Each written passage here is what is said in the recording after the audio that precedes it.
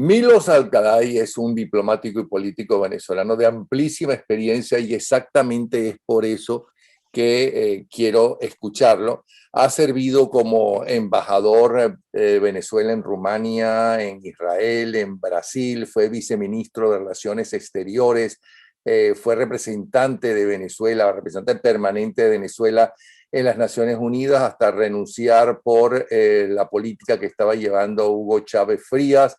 Se graduó en la Facultad de Derecho de la Católica, la Universidad Católica Andrés Bello, estudió posgrado en la Escuela de Administración de París, el Instituto Internacional de Derechos Humanos en Estrasburgo, en la Universidad de París, en fin. ¿Quién mejor que él que conoce exactamente la política y los políticos y la forma como las organizaciones internacionales actúan, se mueven, los intereses de los diferentes países?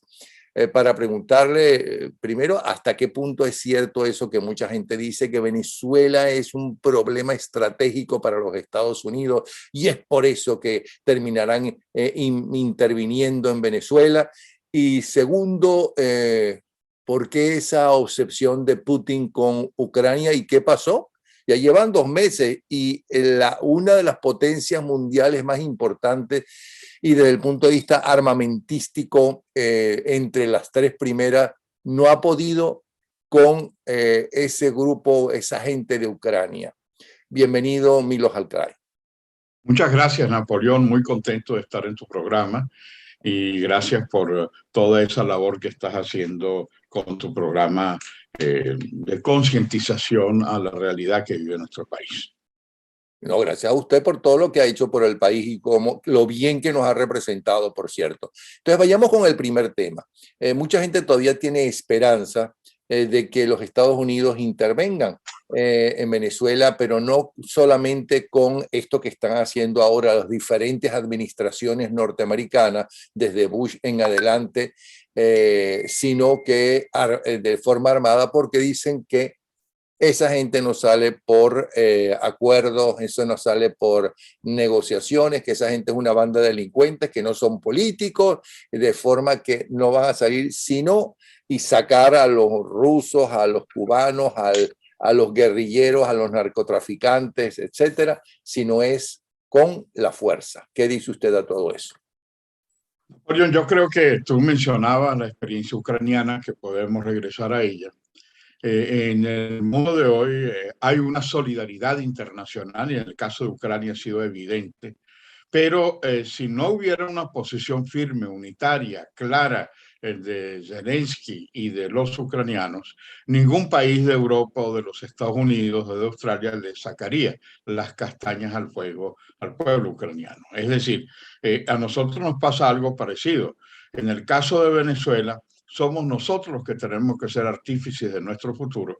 Y Venezuela en la historia ha demostrado que tiene cómo, que tiene con qué, y al mismo tiempo la necesidad de unificar una estrategia común.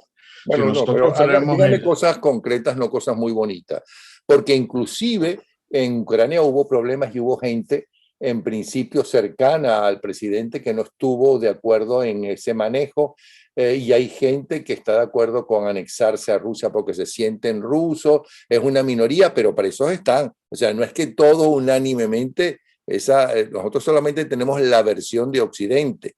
Que hasta qué punto esa versión de Occidente es realmente la correcta y somos seres humanos. Eso sucedió también en la Segunda Guerra Mundial. Hay relaciones, países europeos que estaban con los nazis, en los mismos franceses que tenían 2 gobiernos. Ahí estaba el rey de Inglaterra que era pro-nazi y que tuvo que renunciar y que por amor. En Estados Unidos hubo más de un dirigente que era pro-nazi. En fin, eso es humano, pero ya sabemos que no va a haber unidad. Ya lo sabemos. bueno, Ajá. Bueno, yo te diría que en el caso concreto de Ucrania hay dos grandes sorpresas que se dieron. La primera de ellas es la prepotencia del señor Putin de creer que podía continuar aplastando a los países vecinos, dominándolos, como en el caso de Crimea, como en el caso de Georgia, como en el caso de Kazajistán, o aplastando a las oposiciones como la de Bielorrusia, y pensó que podía continuar en la misma forma eh, invadiendo a Ucrania, lanzando una guerra contra Ucrania, porque pensaba eso que dices tú, bueno, van a aclamarnos a los rusos como los liberadores y nos van a aplaudir y van a sacar al señor Zelensky. Eso no sucedió porque hubo en torno, por supuesto hay líneas diferentes, hay posiciones distintas, pero hubo una posición firme de los ucranianos en defender su patria. En segundo lugar, la comunidad internacional reaccionó de una manera inmediata a raíz de las intervenciones del 24, ya son 2 meses de intervención militar. Inmediatamente se reunió el G7, la OTAN, los jefes de Estado de Europa, de Estados Unidos, y hubo como una especie de freno, es decir, basta ya. Eso no sucedió en situaciones anteriores. Esa es una segunda gran sorpresa. Pero te diría, el tercer elemento es que Rusia, ni siquiera en la época de Stalin, ha estado tan aislada como está actualmente. Eh, el señor Stalin eh, acordó junto con los otros mandatarios después de la derrota del nacionalsocialismo, a través de Yalta, de Potsdam, de las reuniones que tuvieron, el crear un organismo internacional que nunca más se repitiera la locura de Hitler. Y resulta que lamentablemente Rusia dice que Ucrania, Sí, le escucho, le escucho. sí, dice que Ucrania está dominada por los nazis, pero el comportamiento nazi es precisamente el de Putin. Es decir, el tratar de utilizar a través de la prepotencia algo que está prohibido en la Carta de Naciones Unidas, entre las cuales el mismo Stalin aprobó, la prohibición del uso de la fuerza e inclusive la prohibición de la amenaza del uso de la fuerza.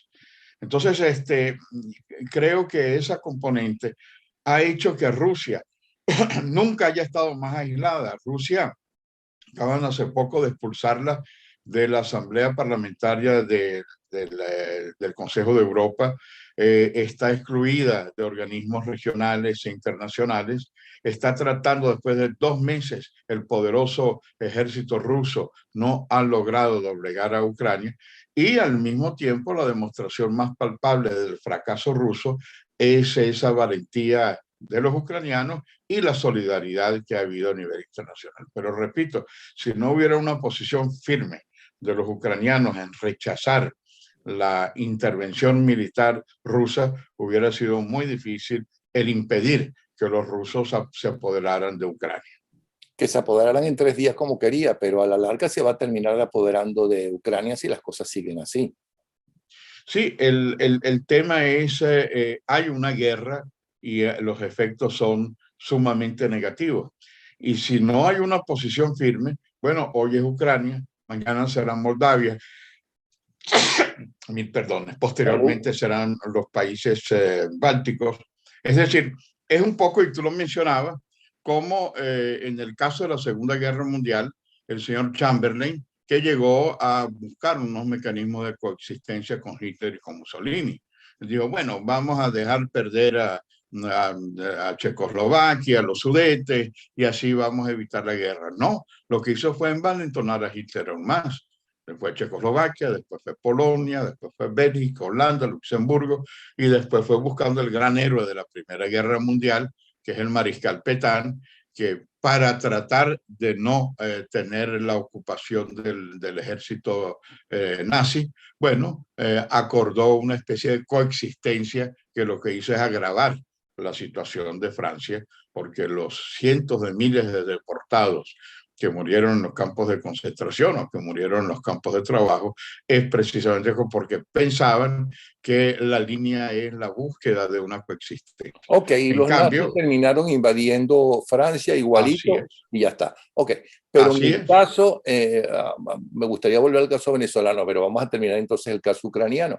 En el caso de Ucrania, el problema es que las naciones europeas que están con Ucrania en su enorme mayoría, no pueden intervenir directamente, sino indirectamente, como están haciendo, porque entonces ya sería una guerra, por lo menos europea, ¿no? Y por eso es que insisten cuando le están insistiendo políticamente en esa política baja que hay siempre, al gobierno norteamericano, bueno, al gobierno actual norteamericano, la oposición que tiene que invadir, que tiene que enfrentarse. La razón de no enfrentarse es porque si la OTAN o los Estados Unidos se enfrentan directamente, ya es una guerra, ya no con Ucrania, e indirectamente con el resto de Europa, sino directamente con Estados Unidos y con los países europeos. Con un agravante, yo estoy de acuerdo con ese análisis, con un agravante que tenemos un mandatario en Moscú, en el Kremlin, que está amenazando con el uso de la fuerza nuclear. Eso es algo que nunca había ocurrido antes. Entonces tú tienes un señor que dice que ya está preparando los misiles para dirigirlos a Londres, que está dispuesto a utilizar el arma nuclear. Eso sería el fin de la humanidad. Entonces, claro, frente al desequilibrio de un Putin que trata de aplastar el resto de la comunidad internacional, han sido cautelosos, han sido firmes en su solidaridad con Ucrania, pero una intervención de la OTAN no sería solamente defender el espacio aéreo, sería entonces atacar a Moscú, atacar a las ciudades rusas. Los rusos reaccionarían de la misma manera, de manera que estaríamos no en una guerra solamente europea, sino los efectos serían desastrosos por la humanidad. Por eso es que es un tema sumamente difícil.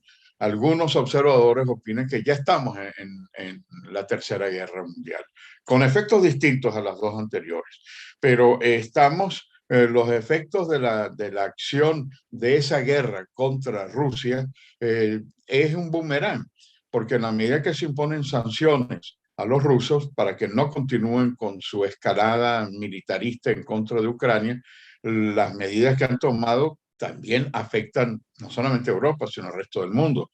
La situación de la crisis energética, la situación de la necesidad también de ver cómo se desploman las bolsas, los mercados internacionales, el efecto que ha tenido también en cuanto a la crisis económica y social, los cientos de miles, por no decir millones, de desplazados de Ucrania hacia el resto del mundo, pues todo eso ocasiona un desequilibrio que afecta a todos. Pero aún así, yo creo que ahí están demostrando las instituciones europeas y mundiales que es fundamental cumplir con los acuerdos internacionales que existen y para ello, evidentemente, que entre la OTAN en suelo ucraniano para su defensa sería peor el remedio que la enfermedad. Es triste, pero hay también la ventaja de un desgaste de Putin y un desgaste de un país que había contribuido mucho al diseño de la arquitectura de las Naciones Unidas y que hoy es un enemigo del derecho internacional. Sí, además en el caso de Ucrania se puede comparar en algunos aspectos con el caso de Vietnam. Los norteamericanos iban a Vietnam heredados ese muerto que le dieron los franceses, que no pudieron con los norvietnamitas, lo heredaron, pero se olvidaron de que mientras sus soldados ni siquiera sabían dónde estaba Vietnam, eran unos jóvenes que no tenían por qué luchar en Vietnam. Eso no era su territorio, no era su patria, no era su historia, no era ni siquiera su idioma, mientras que para los norvietnamitas era su tierra, era su historia, era su país.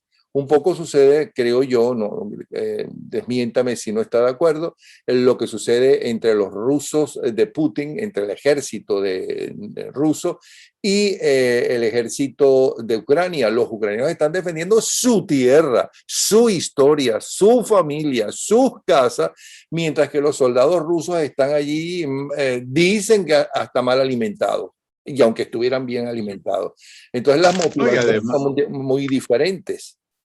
es así, y esos jóvenes soldados rusos que van a la guerra contra Ucrania lo hacen sin entender por qué están en esa situación de masacre de un pueblo. ¿Cómo pueden ellos atacar e iniciar una intervención militar contra la soberanía de un país libre, democrático, soberano, escoge bien o mal su camino?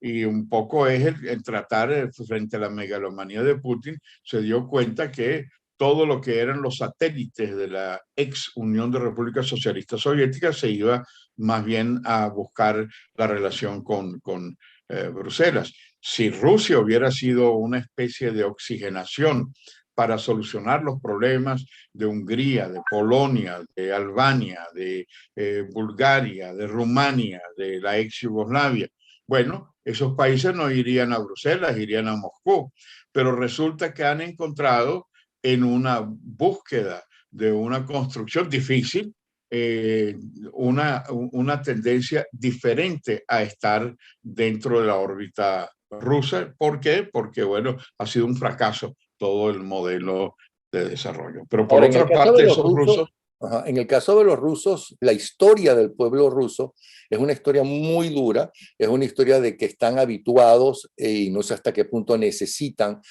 un dictador feroz como el que siempre han tenido, excepto en la época de Gorbachev, que entonces empezó a ver visos de democracia por primera vez en la historia de Rusia, porque los zares eran también unos asesinos y luego llegaron los comunistas, luego llegó Stalin y compañía. Eso por un lado. Y por otro lado, ¿hasta qué punto el narcisismo? Porque evidentemente hay narcisistas que logran cosas maravillosas porque le dan por el bien, por arreglar, pero hay otros, el narcisista, realmente peligrosos como Putin, como Stalin, qué sé yo, todos esos dictadores como Chávez, en fin, como Castro, como los Castro. ¿Hasta qué punto por ser un narcisista como eso, que no aman a nadie sino a sí mismos, que no ven afuera sino se ven hacia adentro, es capaz de utilizar una bomba atómica sabiendo lo que eso significa, va a significar? ¿Le importa a Putin con tal de no perder, inmolarse? Sí, bueno, yo comenzaría señalándolos en las diferencias después de la Segunda Guerra Mundial, de las crisis, de los conflictos que han habido. Moscú, la Unión Soviética, no quería que se le desmoronara todos los satélites del Tratado de Varsovia, el Pacto de Varsovia. Y hemos visto cómo los rusos intervinieron en Praga, cómo intervinieron en Budapest, cómo intervinieron en Polonia, cómo intervinieron en la crisis de los cohetes con Cuba, pero nunca hemos visto estas acciones ni en la época de Stalin, ni en la época que fue un criminal, ni en la época de Nikita Khrushchev, ni en la época de Brezhnev, una acción tan desesperada de acabar, de aplastar a un pueblo como en el caso de Ucrania. Lo de Ucrania es algo realmente espantoso que nunca lo había hecho ninguno de los tiranos del pasado.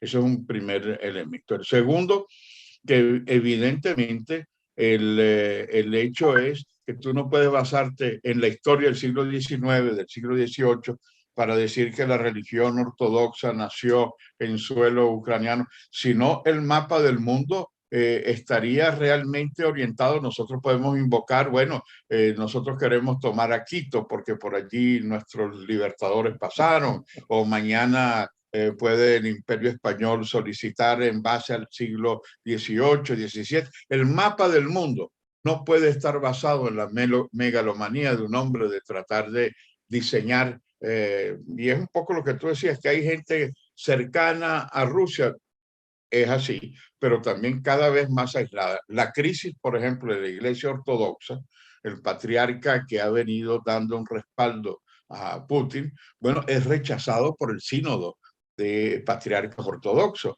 por la forma en que los rusos están aplastando. Entonces, tú no puedes basarte en una guerra santa, en una guerra de reivindicar el pasado ortodoxo de Rusia, aplastando a mujeres, a niños, haciendo lo que vemos diariamente. Además, hoy en día ves en vivo y en directo el destrozo de lo que ha ocurrido en el drama Claro, de eso la lo vemos invasión a Ucrania. nosotros. pero el pueblo ruso no lo ve, hasta el punto de que en las últimas encuestas ha aumentado un 80% la popularidad de Putin, porque se le vende al pueblo ruso de que la acción que está haciendo Putin como el hombre, el macho alfa, el verdadero, el que demuestra verdaderamente que quiere a Rusia, aunque no la quiera, es Putin, porque además en sus primeros años Putin mejoró la economía como ningún otro anterior de Rusia, o sea que estaban viviendo bien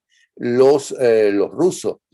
Y vuelvo a repetir, Putin da la impresión que necesita ganar, o sea, necesita o tomar toda Ucrania, que sería lo ideal, o una buena parte de Ucrania. Y eso lo va a lograr a la larga, porque ¿qué más puede hacer las Naciones Unidas? ¿Qué más puede hacer la OTAN? ¿Qué más puede hacer los países europeos sino esas sanciones? Y le importa un comino esa parte económica, porque la política rusa de siempre, a diferencia de los chinos, que para mí son mucho más peligrosos para Occidente, porque son pausados pasito a pasito, y lograron cosas increíbles.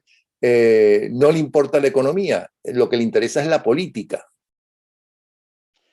Sí, bueno, ese es uno de los grandes dilemas, como Putin, a través de la utilización de la propaganda, ha venido generando una especie de heroísmo que es falso, porque, claro, Hitler también fue muy popular en su momento, pero el desastre al que llevó el pueblo alemán todavía hoy ha dejado las cicatrices, y felizmente los alemanes han reconstruido toda una destrucción que Hitler ocasionó.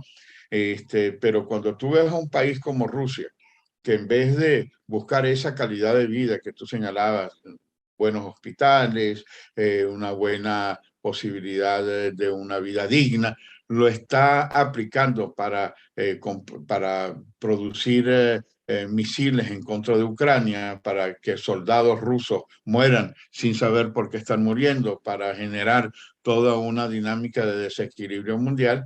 Bueno, esa es una situación en donde van a tener que cumplir frente a los mismos rusos esa situación. Stalin terminó siendo absolutamente aplastado en los congresos del Partido Comunista por las torpezas que había hecho.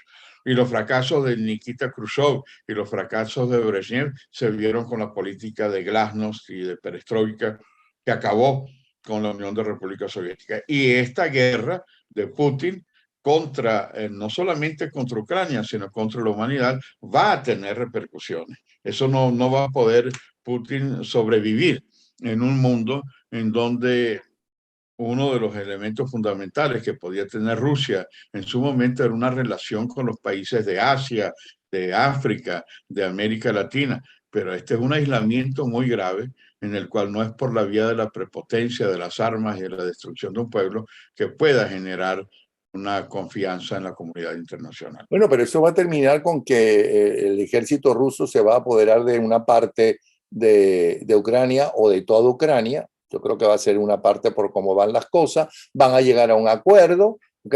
Los países europeos se van a sentir aliviados. La OTAN se va a reforzar justamente alrededor de los países fronterizos a Rusia. Posiblemente Finlandia sí entre ya en la OTAN por temor, porque sí pueden entrar, y ya está.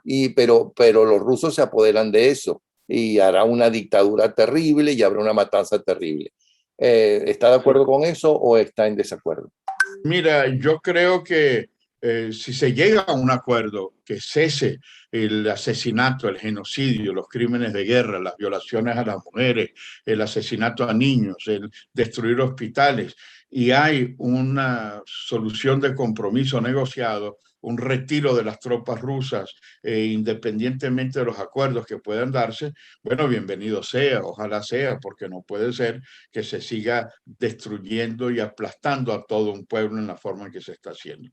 que los ucranianos puedan regresar a su tierra, que puedan reconstruir su país, que puedan tener las bases. Si hay una negociación, no una imposición, no una dominación del imperio Pero perdone Putin. que le interrumpa, pero es que ya Putin dijo que no va a haber negociación, ¿no?, si no hay paso de Ucrania o de una parte de Ucrania a, a Rusia, porque además geográficamente, no solamente económicamente, geográficamente y según él también históricamente, ese es territorio ruso. Bueno, de nuevo, te digo lo siguiente, una negociación de ese calibre no puede ser lo que unilateralmente diga una de las partes. Porque yo podría decir, los ucranianos pueden decir, bueno, nosotros vamos a invadir a Moscú o vamos a llegar Es decir, el tema es en la búsqueda, y ahí es donde creo que es sumamente importante toda negociación que sea realmente una negociación, no una dominación. Y han demostrado Rusia que en 2 meses no ha podido dominar a Ucrania. Pero Claro, los costos han sido ¿qué puede terribles. aceptar Putin, ¿no?, sino una parte, ya que perdió tantos miles de soldados, que se demostró que el ejército ruso no es lo que se pensaba, lo que ni siquiera pensaban los Estados Unidos, y menos los europeos? ¿Qué puede él esperar en una negociación más que por lo menos me dan una parte del territorio, punto? ¿Qué otra cosa puede negociar? Porque si no, la imagen es de un perdedor, cosa que él no lo va a aceptar, ¿no? Él es feliz porque el 80% de la gente, como buen narcisista, está con él de los rusos, ¿no? Y sumamente infeliz, ¿no? Y le está echando la culpa no a sí mismo, no a lo que hizo. Le puedo asegurar que le está echando la culpa a sus generales, a la gente a los otros, a los de afuera. Es como todo persona de ese tipo, la culpa está allá afuera, ¿no? La culpa del capitalismo, la culpa es de los norteamericanos, la culpa es de cualquiera excepto de él. ¿Qué acuerdo puede tener él? ¿Qué concesión puede aceptar él? Bueno, de nuevo, ese es el gran drama que nos encontramos frente a un megalómano. Había hace unas 3 décadas unos periodistas franceses que hicieron un trabajo advirtiendo estos enfermos que nos gobiernan, que debería haber algún mecanismo que nos permitiera a nosotros enfrentar a estos enfermos desequilibrados que nos gobiernan. Claro, nosotros estamos lejos de esa realidad. Pero, por ejemplo, para un país como Rusia, uno de los 5 miembros permanentes del Consejo de Seguridad, que lo expulsen del Consejo de Derechos Humanos por una votación masiva, que lo expulsen de la Asamblea Parlamentaria de Estrasburgo con una votación masiva, que los músicos rusos no tengan acceso a proyectar las bases culturales rusas, que los deportistas rusos no tengan posibilidades de salir fuera de sus fronteras, es decir, hay una reacción en la cual, bueno, él sigue ganando, pero ganando ¿qué? Un desprestigio terrible para un pueblo como el pueblo ruso, que debería estar dando un aporte a todo lo que es una comunidad paneslava cercana. Lo que ha hecho es alejarlo. Cuando tú ves a los países que podría Rusia tener un acceso, están enfrentados. La misma relación que tenía con algunas fuerzas europeas se han distanciado totalmente de Putin. Entonces, claro, si tú me dices que Rusia se va a aislar porque logró tener ahí un ejército ruso en algunas de las ciudades donde hay unas minorías rusas, ni siquiera si eso va a darle a él el prestigio para seguir adelante en el espacio internacional. De Pero manera que Rusia no se va a la aislar. negociación tiene que estar basada. Perdone, yo no creo que Sí, Rusia se va a aislar. Rusia lo que va a hacer es en esa idea que ellos tienen, tanto los chinos como los rusos, de la Eurasia, de que su cultura es muy anterior a la cultura judeocristiana, es decir, de nosotros los occidentales, de que nosotros estamos todos divididos en parte gracias al excelente trabajo que ellos hicieron, porque ellos sí son constantes y son una gotica y otra gotica, mientras que nosotros lo que hacemos es pelearnos entre nosotros y no ponernos de acuerdo. Esta cosa que acaba de suceder es maravillosa hasta ahora, de ponerse de acuerdo la mayor parte de los países europeos y occidentales enfrentar la situación de la invasión. Ellos seguirán, irán a otro intento, hará falta Taiwán y después vendrán otros. Bueno, mira, ¿qué te puedo decir? Yo no creo que Rusia pueda convertirse en la potencia mundial en esta forma y con estas actuaciones. En el ámbito de las Naciones Unidas va a tener que reformularse. Tú no puedes dar privilegios a un país como Rusia de ser miembro permanente mientras esté aplastando a otros países. De manera que Y yo perdón, creo usted que estuvo en las estamos en Naciones vísperas. Unidas como nuestro representante, pero Rusia y China, que son los que pueden vetar fundamentalmente, van a permitir que saquen a Rusia de allí. Mira, no, y no solamente Rusia y China, yo te diría que los intereses que pueden tener el Reino Unido y Francia y los Estados Unidos de no perder ese privilegio. Si tú vas a Naciones Unidas, permanentemente teníamos reuniones de embajadores en los cuales no hay duda alguna de que el privilegio del veto es algo que no está bien visto ni en África, ni en Asia, ni en América Latina. Pero el veto te veta cualquier acción en donde puedan perder su privilegio. Es algo, pero alguna realidad como esta demuestra que no puedes tener en el Consejo de Seguridad a un ruso defendiendo a los rusos y vetando a todo lo demás, porque si no tú buscas entonces lo que sucedió, baja la Asamblea General y en la Asamblea General fue aplastante la votación en contra de Rusia. A lo que voy es lo siguiente, yo creo que cada vez más vivimos en un mundo interdependiente. Y en ese mundo interdependiente hay una serie de reglas, de principios en que tú no puedes llevar. Tampoco hay una incondicional relación de China hacia Rusia. China tiene, tú lo decías muy bien, una estrategia muy distinta a la rusa, sí, con una búsqueda de una presencia distinta a la del pasado, pero no se va a embarcar en la defensa incondicional de Rusia, sobre todo con los horrores y con los errores que ha cometido Rusia. La verdad es que el tema chino es un tema distinto. El tema chino, yo creo que en estos momentos, claro, hay sectores en China que quieren respaldar a Rusia, pero hay sectores en China en donde ven con preocupación lo que está sucediendo en Ucrania. Y ellos no quieren darle el endoso, un cheque en blanco al señor Putin para que haga lo que quiera. Que eso necesita también una estrategia que nos permita a nosotros en esta etapa no abrir todos los frentes. Entonces es algo que es cierto, ¿no? China tiene también una tentación planetaria muy distinta a la anterior, pero tú no puedes pelear contra China y con Rusia al mismo tiempo. Es decir, tú tienes que buscar formas que ayuden a que Rusia no se convierta en la dueña del mundo. Primero porque no tiene cómo, segundo que no tiene por qué, y en tercer lugar porque el acuerdo internacional que nace de la Carta de las Naciones Unidas no permite este tipo de atropello ni contra Ucrania ni contra ningún país del mundo. Sí, no lo permite, pero lo está haciendo. Bueno, por eso es que en el desequilibrio que ha generado a nivel mundial, tarde o temprano tendrá que pagarlo. Ahí cuántos de estos genocidas terminaron en Nuremberg. Terminaron, nadie podría pensar, bueno, cómo ese poderío extraordinario que tuvo el nacionalsocialismo. Bueno, terminaron en Nuremberg, que no es tan rápido como uno quisiera, también es cierto. Pero yo no creo que esta situación, lamentablemente, porque el pueblo ruso es un pueblo con unas extraordinarias calidades de un sentimiento muy profundo en la dimensión. No es una relación en contra de de la presencia cultural rusa, es en contra de un tirano que lo que quiere es dominar el mundo.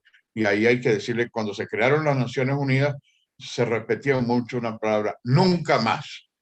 Se eliminó el Pero ¿de nunca y qué ahora es tirano más. está en contra de qué tirano? Al otro lo llamaban el padrecito, al tirano que tuvieron y que hizo tantas cosas y tiene tanta y que fue un verdadero genocida, ¿ok? Por cierto, entre otros contra el pueblo ucraniano. Ucraniano, Y ahora claro. tiene el 80, y este tirano de ahora tiene el 80% de popularidad. Ellos quieren la dictadura, ellos quieren sentirse protegidos y defendidos. Ellos no quieren ser responsables de los errores, ¿no? Sino que allá está. Él nos va a defender, él es el macho alfa, ¿no? Él es el que tiene las dos bien puestas, es el que necesitamos para que Rusia esté unida. Mira, si es así, como tú dices, ¿por qué hay miles de presos rusos? ¿Por qué hay unas leyes drásticas de llamar traidores a la patria a todo aquel que se opone a la guerra? ¿Por qué hay una situación en donde hay una purga de todos aquellos que opinan o utilizar los mecanismos? Porque si fuera así como tú dices, que tiene todo el respaldo del pueblo ruso, no tendría que imponer la censura que está imponiendo Yo no digo que a los tiene rusos, respaldo, no los digo que ucranianos. según las encuestas tiene el 80% de popularidad. Eso es lo que dicen las Sí, encuestas. sí, sí, pero esas encuestas en un régimen totalitario son manipuladas, pueden ser manipuladas.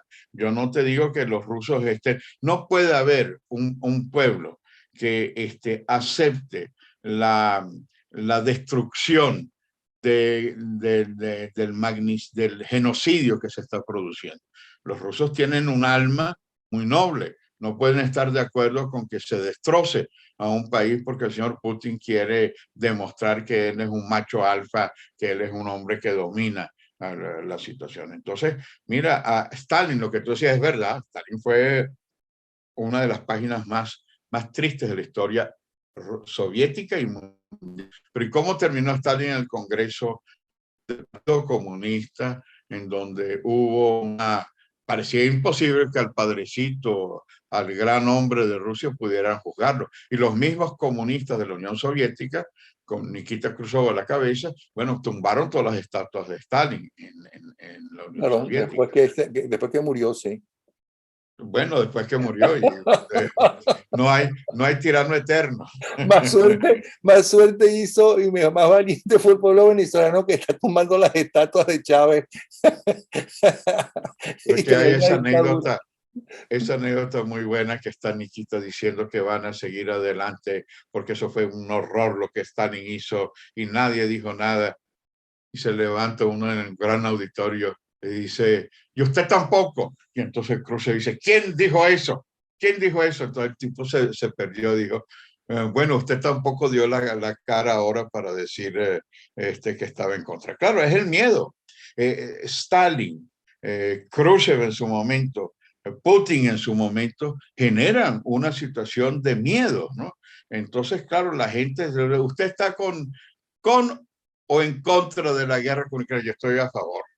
Bueno, esas encuestas yo te diría que no es interpretativo, no es una interpretación de un pueblo como el ruso, que no sabe por qué están muriendo sus soldados en Ucrania, Bueno, por ni eso ellos creen y la información que creo que ellos tienen es que primero los ucranianos están de acuerdo, porque acuérdense que ellos tienen la información de que están ganando la guerra y que además es una guerra para liberar a ese pueblo que está en manos que además le llaman al presidente nazi.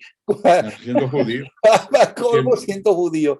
Pero cambiemos de tema y perdone mi posición, que no es la mía, sino la de un periodista que quiera sacarle la mayor cantidad de información a un verdadero conocedor, que no soy yo, sino es usted, y por eso es que lo estoy llamando sobre lo que sucede en el mundo. Vayamos a Venezuela.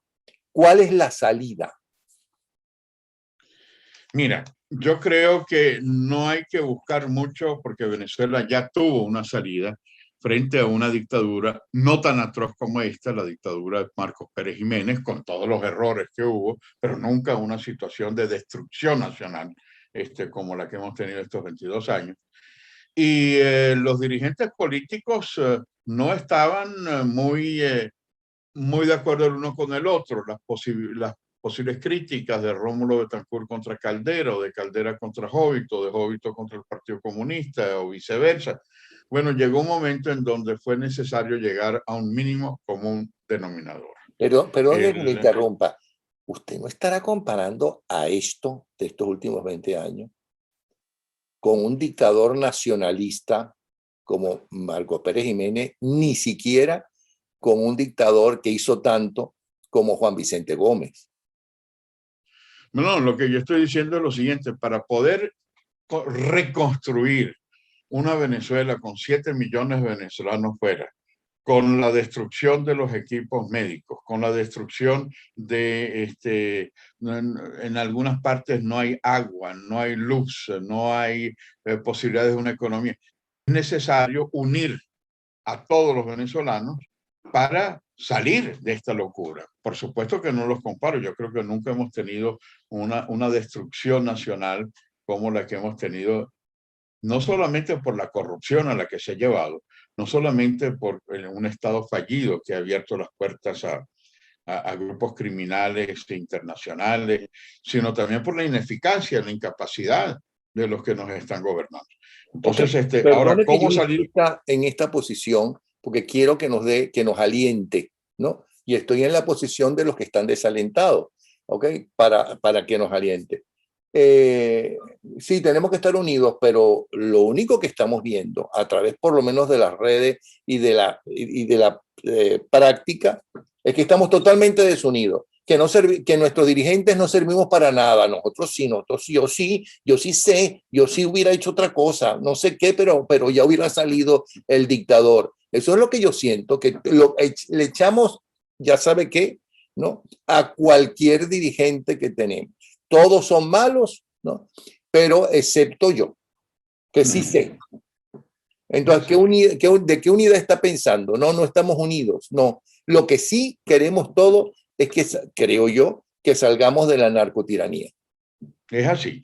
Entonces, mientras hay esta acción de algunos dirigentes que piensan surfear en la crisis para ser ellos los artífices de ese cambio, no tienen posibilidad de hacerlo, pero el régimen lo que ha hecho es ayudar cuando él habla de que vamos a llamar a las oposiciones, que hay varias oposiciones, que hay, bueno, lo que están haciendo es el célebre divide et impera, divide y gobernarás. Y las diferencias dentro del chavismo-madurismo son mayores que hay en la oposición. Pero ellos saben que la única forma de sobrevivir es mantenerse unidos relativamente, es decir, para no ser perseguidos posteriormente. En cambio, si nosotros llegáramos a una especie de ABC, no se trata de ver qué vamos a hacer cuando uno ve las negociaciones, que si va a ser bicameral o unicameral, que si vamos a apoyar las sanciones o no apoyarlas, que qué vamos a hacer con el executivo. No. ¿Cuáles son los pasos para exigir el fin de una dominación interna que nunca ha sido tan destructiva y que tanto le cuesta a Venezuela? Entonces, yo creo que, claro, tú me dirás, bueno, eso también es un pensamiento ingenuo y tal, pero mientras no haya una posición que nos permita buscar primero una transición y después buscar la forma para poder cada uno de los pero los actores civiles, presentar. mire, ahí están unos intereses demasiado, no de políticos, son unos intereses de unos gángsters, que son los narcotraficantes. Ya sabemos lo que hacen los narcotraficantes en México y en Colombia. Lo sabemos perfectamente. Ellos no tienen reparo para matar a quien sea y la familia completa, ¿ok? Y no tienen reparo en comprar por el dinero que sea, ¿no?, al presidente que sea, ¿no?, y al ministro que sea, y al general que sea. Están los radicales religiosos. Están los intereses que siempre ha tenido la involución cubana con Venezuela por su posición, por su riqueza y su posición geográfica. Ahora están los rusos y los chinos, además. Entonces, los civiles que sacaron al régimen, pocas horas lamentablemente, pero lo sacaron el 11 de abril. Los civiles ya no podemos sacar ese régimen solo. Y no tenemos militares armados. Los militares que estaban en contra del régimen están presos o en el exilio. Entonces, ¿cuál cree usted que va a ser la salida? Mira, es una situación en donde es muy difícil y muy fácil al mismo tiempo. Es muy difícil porque el régimen ha tenido las ayudas y los apoyos para mantenerse en poder en la forma en que lo está haciendo. Pero es muy fácil también porque es una situación de tanta de tanto desequilibrio, de tanto rechazo, de tanta... Es decir, tú te pones a ver cómo se ha destruido un país como el nuestro, en donde venían cientos de miles de hombres y mujeres de todo el mundo porque encontraban una tierra de gracia, porque encontraban una tierra de oportunidades, porque encontraban una tierra de trabajo. Y ahora es al revés. Nuestros venezolanos tienen que salir fuera para sobrevivir, porque es la destrucción. Ahora lo que necesitamos efectivamente es lograr que ese ABC, ese mínimo común denominador, nos permita a nosotros una alianza que luchar contra los que están dominando, a pesar de todo lo que tú señalas.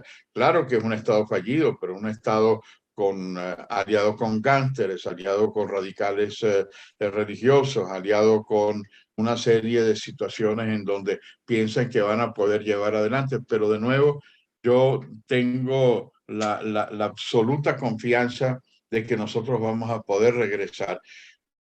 Por supuesto, necesitamos buscar una nueva realidad, no es repetir, no es que, bueno, ahora vamos a regresar a las opciones políticas de 1958, no, la realidad ha cambiado y necesitamos unir esfuerzos. Cuando uno ve, por ejemplo, jóvenes ¿Pero de qué triunfando a realidades nivel mundial. políticas?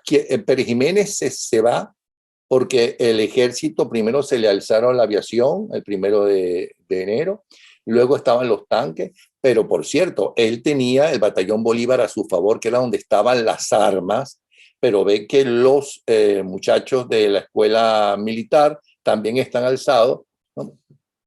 Y él decide irse porque él sí quería Venezuela, ¿no? Sí quería hacer cosas a favor de Venezuela. ¿Okay? Él fue un dictador, hubo torturas, hubo muertos, invalidó los partidos políticos, metió presos a dirigentes políticos, especialmente de AD y del Partido Comunista, que eran los que estaban tratando de tumbarlos y conspirando con los militares. Pero a la hora de la verdad fue el esfuerzo militar, fue por los militares que Pérez Jiménez se va. Sí, sí, sin duda. Que Bueno, se yo va, creo que por cierto, dije que se va, no que huyó, él se va, él agarra su maletica, ¿no? Y se va en el avión. Y deja, por cierto, unos representantes.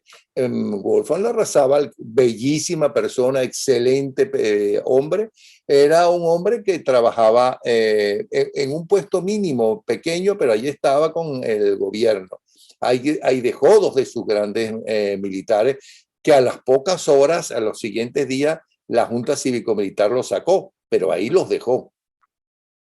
sí, bueno, mira, ¿qué te parece? Yo estoy de acuerdo contigo que una estrategia no puede dejar excluidos a militares. No todos los militares son corruptos, no todos los militares son antipatriotas, no todos los militares están vinculados con narcotráfico, no todos. Entonces, claro, pero eso implica el buscar una estrategia de los grandes valores que han llevado a un militar a la carrera de las armas para proteger la patria y para buscar un camino nuevo.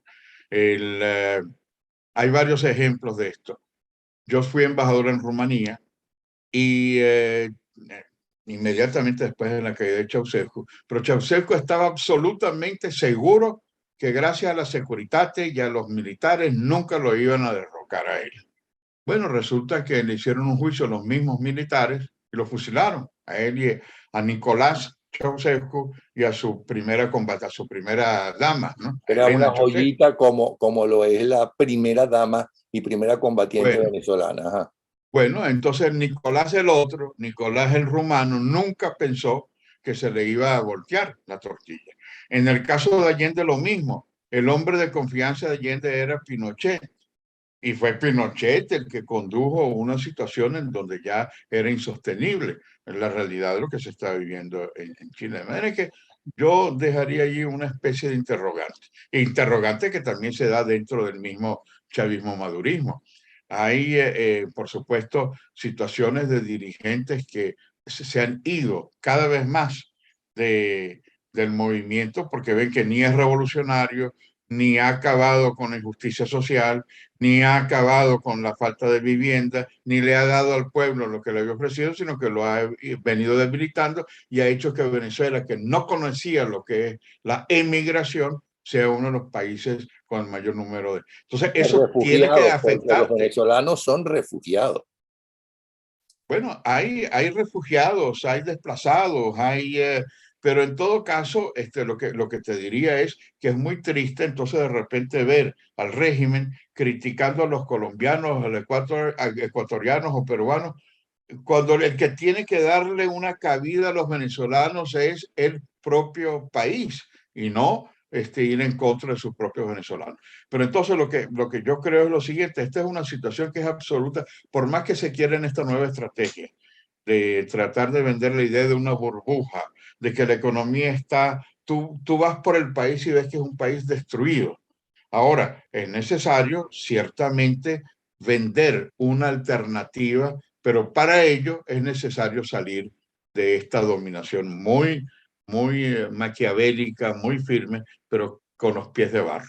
Bueno, Yo pero sí usted ha sido creo que nosotros político podemos. y ha sido diplomático. Ok. ¿Cómo interpreta usted que una carta, la famosa carta de que quiten las sanciones, y el grupo de políticos que van a elecciones? Y que mañana, ayer nos dijeron no vamos a elecciones, hoy dijeron que se van a elecciones, todo ese tipo de cosas. Para poder estar todavía en la calle y no ser perseguido, porque son unos vendidos. ¿Por qué siente que eso, desde el punto de vista político, por qué hay políticos que hacen eso?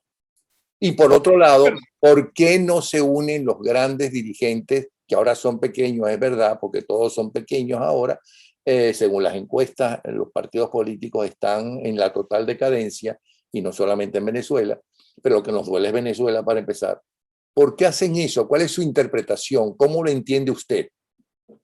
Bueno, en primer lugar, el interés del régimen es multiplicar a los voceros y tratar de buscar algunos aliados tipo alacranes, tipo, aunque actúen de buena fe, lo que están haciendo es tratando de oxigenar a un régimen que está con las sanciones, no porque se les ocurrió un día vamos a sancionarlos, sino por incumplimientos, por relaciones con el narcotráfico, por relaciones de corrupción, por las relaciones que tienen en violaciones de derechos humanos. Esa es la razón de las sanciones. No porque se les ocurrió, bueno, O vamos a sea que sancionar me la está vecina. diciendo que ellos de buena fe, ¿okay?, están dando, oxigenando al régimen. Mira, están oxigenando porque en la medida en que 25 voceros se unen para escribir una carta a todas las altas autoridades de los Estados Unidos, ¿por qué no se lo escriben a Maduro? Para que abra las cárceles, para que permita dar una mejor calidad de vida en los hospitales, para que permita tener una vida digna, y se lo mandan al presidente de los Estados Unidos, al No, y para presidente de que la renuncie, República. porque está violando la Constitución, aunque la Constitución no sirve para nada, porque nadie la respeta, pero bueno. Pero entonces lo que yo digo, ¿quién los ha nombrado a ellos ser voceros en una carta? Es decir, con todo el respeto hay algunos de las personalidades, pero nadie los nombró para que sea vocero ni tuyo ni mío, para que escriba una carta de esa naturaleza. Bueno, pero ellos, Y ellos no lo, dicen que son voceros de nadie, ellos dicen que pero lo son, firmaron. porque sí, claro, aunque no se definan, Uh-huh. el hecho de tener múltiples voceros es marear a los aliados de Venezuela. Porque si el lunes llega uno y dice, hay que eliminar las sanciones, y el martes viene otro vocero o autovocero y dice, hay que mantener, y el tercer día dice, sí, pero no. Entonces, claro, los que pueden ayudarnos, no solo en Estados Unidos, sino en cualquier parte del mundo, es decir, primero que se pongan de acuerdo los venezolanos para poderlos ayudar, que Ahora, se ¿usted pongan de no acuerdo. cree que la diplomacia norteamericana y la CIA, ¿no?, por mucho que se le critique desde hace muchísimo tiempo de que no entienden el resto del mundo y está mirando siempre su ombligo, no saben perfectamente qué es lo que pasa en Venezuela? No solo en Estados Unidos, en el mundo entero.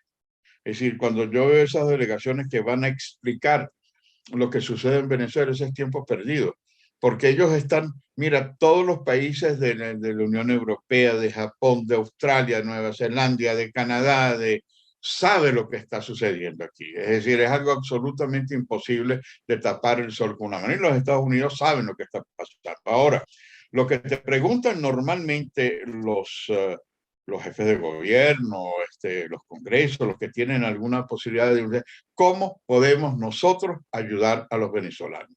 Y ahí es donde si no hay una estrategia común, si no hay una posición común de todos, bueno, nos puede ayudar en esto. O sea, Zelensky dice, ¿cómo nos puede ayudar? Mandándonos y apoyándonos en nuestra guerra contra los rusos, porque sin el apoyo de ustedes nosotros no lo logramos. Ante Eso esa tenemos que pregunta, tener. Milos, ante esa pregunta, usted que lleva tantos años de diplomático en puestos claves, ¿qué le respondería a los europeos y norteamericanos si le preguntan en qué podemos ayudar?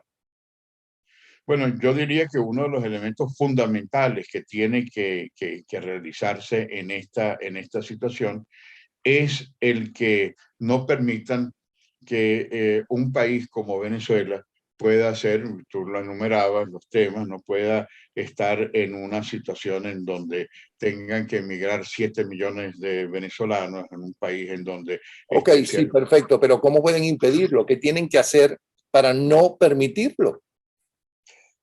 De nuevo, venimos a la necesidad de una estrategia común, unitaria, no de estas unidades que se dicen pero que no se cumplen. Y buscar allí una nueva forma, nuevos mecanismos de participación. Por ejemplo, en Chile, con las acciones de Pinochet, era muy difícil que los partidos políticos pudieran sacarlo del poder. Y entonces se unieron en torno al prestigio de la iglesia, muchos agnósticos, muchos que no creían en. Entonces, pero entendieron que había un gran espacio hacia la dignidad a través del prestigio que tenía la Iglesia Católica. Y El nuevamente lo prestigio que... interrumpo para decirle, no estará comparando ni a Pinochet ni a Franco, que fueron dos dictadores, pero que querían a su país y que mejoraron su país en medio de un caos, ¿ok? Eso sin ocultar las persecuciones y como Pinochet una vez le dijo a un amigo común, mire, lo último que debe usted sacar es el ejército a la calle, porque no puede medir, ¿no? El miedo del soldadito, con lo cual estaba diciendo que hubo muchos más muertos, ¿no? De los que realmente él pensaba que se necesitaba.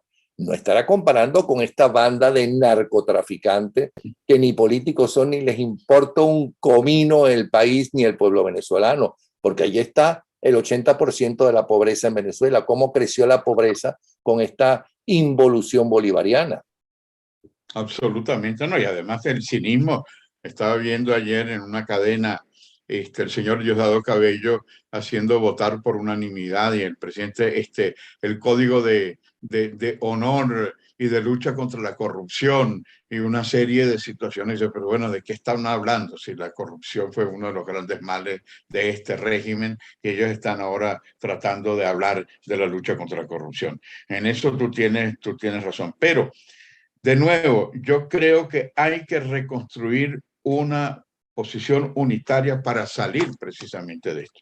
Yo recuerdo haber acompañado, él estuvo aquí recibido por los gobiernos democráticos de Venezuela, Napoleón Duarte, el amigo salvadoreño, gana las elecciones de El Salvador y lo tumban los militares, porque decían que era un pececillo rojo nadando en agua bendita, bueno, la posición de la democracia cristiana y tal y cual. Entonces, claro, lo salvó de que no lo mataran el ministro consejero nuestro en El Salvador, y él vino aquí. Se dio cuenta, los militares le tenían totalmente vetada la posibilidad de llegar. Y él entendió que, bueno, había que tocar la fibra de algunos que realmente sentían dolor de patria. En un gran evento que hubo de la juventud en Lima, él hizo un llamado extraordinariamente importante que cambió la situación de militares que se dieron, pero lo mismo sucede a nivel de sindicalistas, lo mismo sucede a nivel de empresarios con vocación a querer a Venezuela, las organizaciones no gubernamentales. No es fácil, pero la única forma que nos permite a nosotros diseñar una estrategia no solo de partido, no solo nosotros somos los representantes de los 4 partidos principales y ponemos, quitamos, no. Tiene que ser un movimiento que nos permita, y para eso es sumamente importante buscar un mecanismo, no de un candidato presidencial, por Dios, 2024. Ya el otro día el mismo Maduro decía, bueno, nosotros vamos a quedarnos hasta el 2030, pero de repente querrá quedarse hasta el 2040. No, de nuevo una formulación para que haya un liderazgo, un vocero, lo que hablamos antes, un vocero que represente a toda la comunidad. Y hay que darle ese respaldo. Y yo creo que este es uno de los retos que tendrán que aceptarlo los Pero Guaidó en políticos. un momento dado y por mucho tiempo fue el gran vocero. Que Es después así, es así. se desinfló es otra cosa y por qué se desinfló es otra razón. Cada quien tiene su punto de vista. Ahora, Es yo sí así. siento que Guaidó, cuando veo los videos que me mandan de las manifestaciones de Guaidó, hay un montón de gente. Sí, bueno, yo creo que Guaidó ha sido, lamentablemente lo que tú dices es cierto, en vez de unir todos en torno a una figura para poder fortalecerlo, es verdad que lo que se ha hecho es debilitarlo, a él y a muchos otros dirigentes. En vez de decir, bueno, este dirigente lo está haciendo bien, vamos a apoyarlo. No, hay como una especie de antropofagia política en donde si tú tienes éxito, lo que yo tengo que hacer es limitarte, como decía en una reunión, y yo, cónchale, qué vocera más extraordinaria. Digo, no, no, pero hay que frenarla porque si ella logra ir va a ser candidata presidencial. Bueno, y si es candidata presidencial porque lo hace bien, ¿por qué se le van a poner trabas? Es decir, hay como una, lamentablemente, hay que vencer eso. Y en el pasado lo vencimos. Y si lo vencimos en el pasado, si nosotros no llegamos a entender que esta es una situación en donde tenemos que buscar una Venezuela democrática, basada en principios, en valores, basada en darle a cada quien lo que le corresponde, no vamos a salir, vamos a tener cada vez un país más y más destruido y cada vez menos venezolanos en Venezuela y más en Miami, en Madrid, en Buenos Aires o en las Antillas. Bueno, pero hay una cosa que le decía al principio. Mucha gente que está esperando la intervención norteamericana, ¿no? Y otros, los que no esperan la intervención divina, porque hay quienes esperan la intervención divina, ¿no? En lugar de la intervención de uno mismo, que es la salida, ponernos de acuerdo, tenemos un enemigo común, ¿no? Tenemos puntos de vista diferentes, pero primero vamos con el enemigo común y no empezar a sospechar de todo el mundo y demás. Aunque eso es una herencia que tenemos, porque yo estudié 3 años en España, todo el bachillerato que es de 6 años y yo lo hice en 3, porque en el verano me estudiaba ¿cómo se llama? Me hacían exámenes y pasaba porque quería regresar a Venezuela. El cura jesuita decía, es que los españoles inventamos la envidia. Mientras un inglés triunfa, el resto lo aupa. En cambio, nosotros los españoles jalamos hacia abajo a quien triunfaba. No sé si está exagerando o no, pero es exactamente lo que usted está diciendo de los venezolanos. Bueno, mira, también te digo, igual que hay esas figuras, porque hemos perdido los grandes estadistas. Yo he tenido la suerte, el privilegio, quizás por los años, 76 años que me ha tocado vivir la época de oro de la democracia venezolana.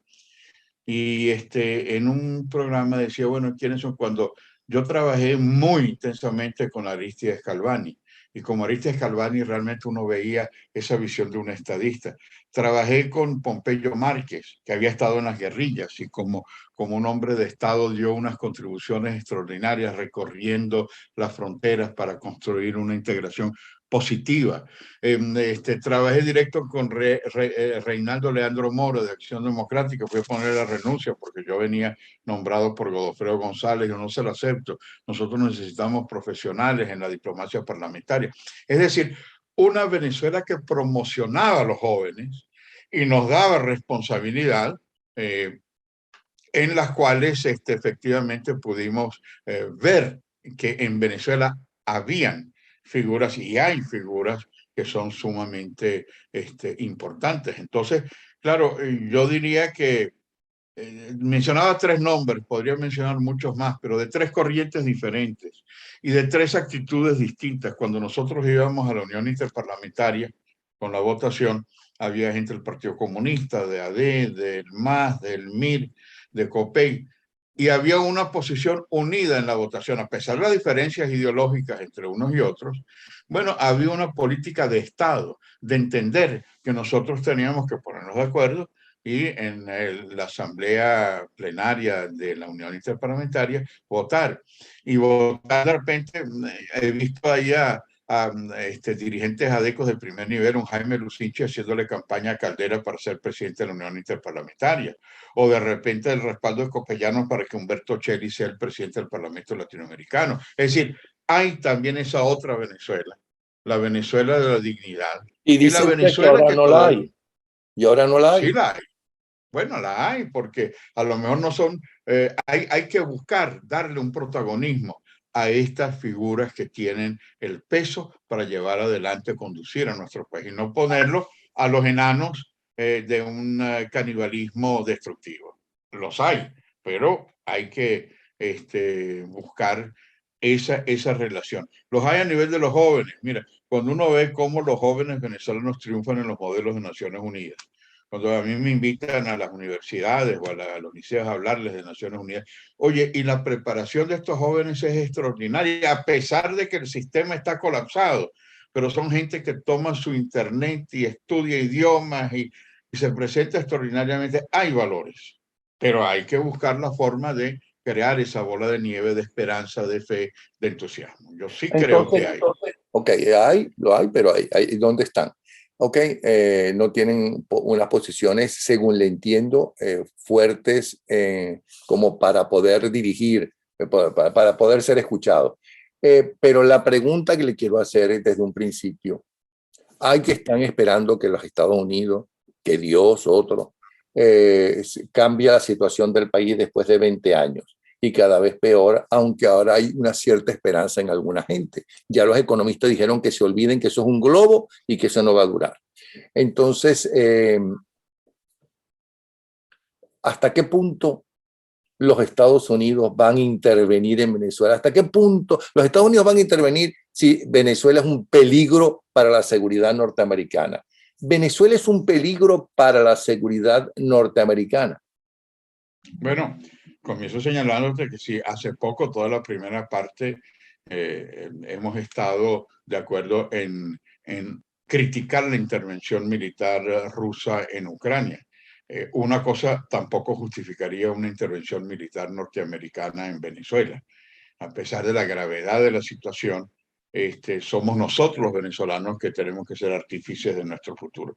Eso de estar esperando que vengan los americanos a sacarnos las patas del barro, a sacarnos las castañas del fuego, eso es imposible. Por varias razones. El mundo ha cambiado y los Estados Unidos no van a intervenir. Pero, y también lo decías tú, en la medida en que ves que es un país que está siendo una amenaza, en donde diariamente acusa al que esté en la presidencia de Colombia que quieren destruir a Venezuela, o que acusan al Brasil, o que amenazan inclusive aliados que tendrían que automáticamente estar con Maduro, como en el caso de Boric en Chile, o el caso de Fernández en Argentina, o el caso de la nueva presidenta de Honduras, que tanto apostó Chávez y Maduro, no se casan automáticamente porque ven que esto es algo absolutamente indefendible. Bueno, pero ya el Entonces, argentino dijo que en Venezuela había una democracia, por lo tanto había que tener todas las relaciones de nuevo con Venezuela. bueno, ¿y cuánto tardó? ¿Cuándo fue electo el señor Fernández presidente? Ya lleva un buen trecho y no lo había hecho antes. De manera que esta es parte de una especie de venta de espejismo, de señalar que Venezuela se está recuperando. Si la recuperación son los bodegones y la recuperación son el hecho de que tú puedas ver unos Mercedes-Benz último modelo en las calles, esa no es la realidad de Venezuela. Si tú vas a un centro comercial del este y dices Venezuela se está mejorando, es una superficialidad muy grande, porque hay que ver cómo, y tú lo decías en el comienzo del programa, el empobrecimiento del país va hacia una situación realmente increíble de destrucción. Entonces, claro, tratan dentro de esta visión de aislamiento de demostrar lo indemostrable, ¿no? Pero aún así, la reacción de los argentinos fue inmediata. Se reunieron los parlamentarios en torno a Macri, las presiones que han habido sobre esta especie de relación que Argentina se ha negado, por supuesto. Fernández tiene también la presión del kirchnerismo y trata de establecer algún tipo de... Pero lo que voy es, nadie va de los aliados, va a romper las lanzas por el régimen. Y esto es una parte también de qué es lo que va a hacer. Ahora Nicaragua acaba de definir que, igual que Venezuela, se sale de la OEA. ¿Qué van a hacer Nicaragua y Venezuela? Van a sumarse a una relación paneslava con Rusia y vamos a tener ahí una especie de pacto de Varsovia con los rusos. Es decir, realmente es una situación de falta de visión de que nosotros estamos en el hemisferio latinoamericano y del Caribe. Entonces, bueno, ese aislamiento es parte de lo que no van a aceptar ninguna amenaza, no solamente los Estados Unidos, no lo va a aceptar Colombia, no lo va a aceptar Brasil, no lo va a aceptar Holanda, que es un país fronterizo con las Antillas Neerlandesas, no lo va a aceptar Trinidad y Tobago. Es decir, no puedes hacer lo que te da la gana, y la prueba de ello la hemos visto ahora con la situación de Ucrania, y cada vez más la caracterización, lo que tú decías, bueno, no conocen la realidad. Claro que se conoce la realidad de Venezuela, en el mundo entero. Y claro, el lobbying, las exposiciones que hacen algunos dirigentes, bueno, es perder el tiempo porque la fotografía es clara. Lo que necesitamos es una estrategia única, lo que necesitamos es un liderazgo que pueda orientar esta acción hacia el futuro de una Venezuela libre, democrática y cumplidora del Estado de Derecho. Bueno, muchísimas gracias, Emilio. Una última pregunta. Dime. ¿En qué afecta al pueblo, a esa gente humilde, a ese 80% que ahora está la pobreza aparentemente en Venezuela, las sanciones de los Estados Unidos y de los países europeos? ¿En qué realmente los afecta? Bueno, mira, yo te diría que una de las cuestiones que se ha utilizado ad nauseam es justificar la incapacidad de un régimen en 22 años, alegando que no les puede dar más comida porque esto lo copiaron muy bien de los cubanos, ¿no? Que no les puede dar una mejor calidad de vida porque los americanos los tienen sancionados, que no pueden, los hospitales están colapsados, ahora inclusive organizaron un mecanismo antimafia de los hospitales, cuando ahí no existen mafias, son médicos que se han consagrado y que no les han dado posibilidades de actuación, pero entonces los responsables son los médicos. Bueno, pero yo sé todo eso es propaganda, okay, perfecto, pero en la realidad, ¿en qué puede afectar esas sanciones que aparentemente son individuales a gente que... Son individuales en la gran mayoría de veces, claro. Pero si los afecta. Miran, la propaganda dice que sí, todo está basado en que en la incapacidad del régimen de dar soluciones económicas, sociales e institucionales es porque hay un embargo, sanciones, etcétera, etcétera. Pero eso es una gran mentira porque el colapso del Estado, del país, fue mucho antes de las sanciones. Entonces, claro, es un poco, como dicen los italianos, si no es vero, es ben trovato. Si no es verdad, no importa, vamos a justificar nuestra incapacidad echándole la culpa al otro. Ahora... Pero en cambio las sanciones que le están haciendo a Putin sí afecta a Occidente, por lo del petróleo, por lo del gas y demás, porque los países europeos dependían o dependen del petróleo y del gas ruso, ¿no? Es así.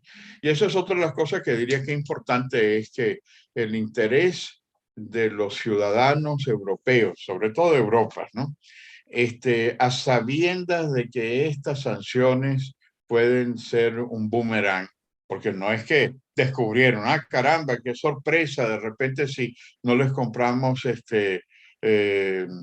no importamos energía de Rusia, no, a conciencia del daño que eso iba a ocasionarles, han tomado la bandera de los principios. En definitiva, yo creo que hoy nos encontramos frente a una búsqueda de un nuevo camino mundial. Es la búsqueda de la paz, de la justicia y de la opción de los pueblos por su propio camino, o el de la dictadura, sometimiento, aplastar a los pueblos. Yo me inclino, por supuesto, por la primera opción. Opciones como las que se vivió este domingo en Francia.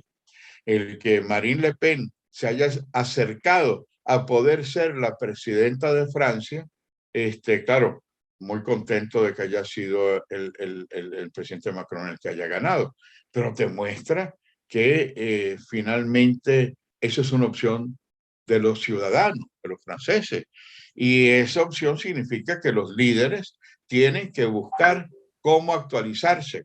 Han habido los partidos grandes, desaparecieron en Francia. El Partido Socialista de Mitterrand, la candidata sacó 1%, el candidato del gaullismo y tal, 2%. Es decir, se acabaron los partidos tradicionales. Tú no puedes seguir con la bandera del partido. Tú tienes que buscar una actualización. Y creo que Europa, dentro de todas estas contradicciones, allí el gran debate hoy es libertad, democracia y pluralismo, o dictadura, dominación y utilización de incumplimiento del derecho internacional. Gracias, Milos Alcalay, quien ha sido nuestro embajador, nuestro representante en Rumanía, en Israel, en Brasil, fue viceministro de Relaciones Exteriores, fue representante permanente del país ante las Naciones Unidas y renuncia como embajador ante las Naciones Unidas en marzo del 2004 para protestar en contra de las medidas de Hugo Chávez Frías y su dictadura. Una excelente educación y además una excelente imagen que ha tenido como persona, como político y como diplomático. Muchísimas gracias, Alcalay. ¿Sí? Muchas gracias a ti, Napoleón. Muy contento de estar en tu programa.